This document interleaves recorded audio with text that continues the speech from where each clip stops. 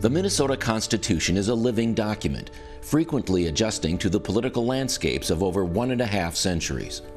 Hundreds of amendments have been proposed since the early years of statehood, many of which have been enacted.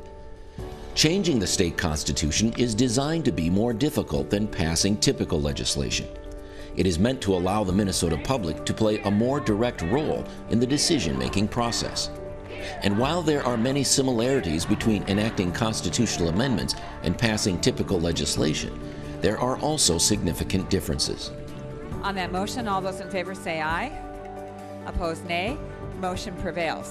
The process that's required for the enactment of a constitutional amendment begins a lot like the ordinary legislative process.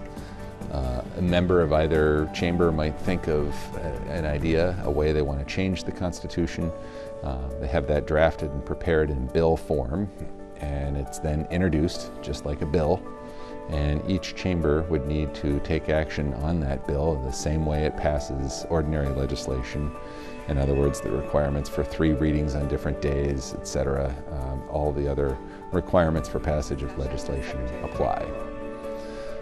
Once both chambers have passed the proposed legislation, the proposed amendment in the form of, in bill form, things begin to differ from the ordinary legislative process. Typically, the bill is submitted to the governor for the governor's approval.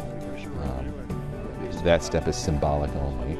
Governors do not have veto authority over proposed constitutional amendments. That has been firmly established in Minnesota. There's been a long tradition of placing those amendments, proposed amendments, before the governor to allow the governor to weigh in and, in effect, demonstrate additional support for the proposed amendment and provide an opportunity for comment, perhaps, in case there is some difference of opinion. After the governor has had the opportunity to weigh in and express an opinion of the merits of the proposed amendment, the Secretary of State then ensures that the proposed amendment is placed before the voters of the state in the form of a question that will appear on the general election ballot. Determining the number of votes required for a constitutional amendment to pass is an unusual process. It also increases the difficulty of amending the Constitution. When it comes to the general election, the very important distinction there is that there is a supermajority requirement in effect for passage of the amendment. And what that means is that a simple majority of the total number of voters voting in the election must vote for the amendment in order for it to become law. For example, if there are 1,000 voters voting in the election, 501 votes would be a simple majority of those voting.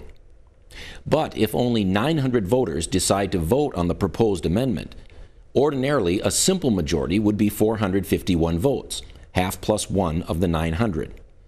That would be insufficient to pass the proposed constitutional amendment.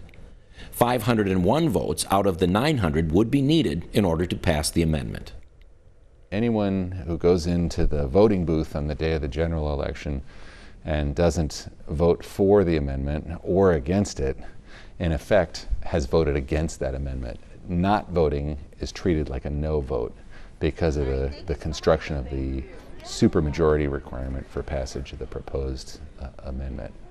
In effect, the supermajority requirement is a floating number. We don't know exactly what that supermajority requirement will be for passage of the amendment until all votes have been tallied and we know how many people voted in the election. So there are some barriers that make it, obviously it's a complex and lengthy process. It's not designed to happen easily or overnight.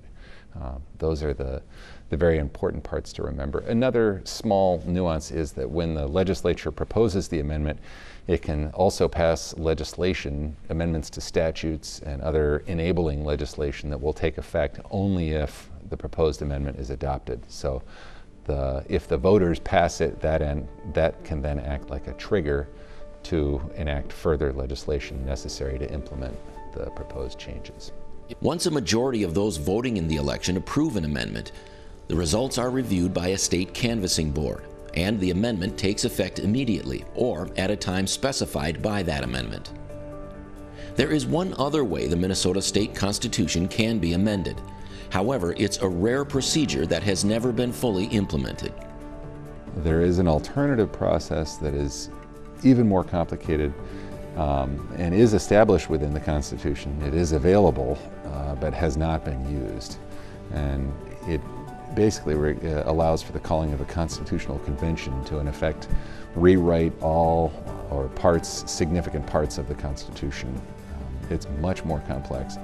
2/3 of each chamber of the legislature has to agree to call for the convention. Delegates are then chosen in a manner that the legislature would provide by law. We know that from the Constitution, there have to be as many delegates as there are members of the state House of Representatives. And the Constitution has to occur within 3 months after the decision to call for it. That can involve, as I said, a total rewrite of the state constitution. I think that the idea behind it is where wholesale change would be required, this might be the best method for accomplishing that, rather than a series of smaller ballot questions that eventually become complex if they're trying to accomplish many different things. Once the convention completes its work, their proposed set of changes has to be placed before the voters in order for those changes to become law. For more information on constitutional amendments and the Constitutional Convention, follow these links.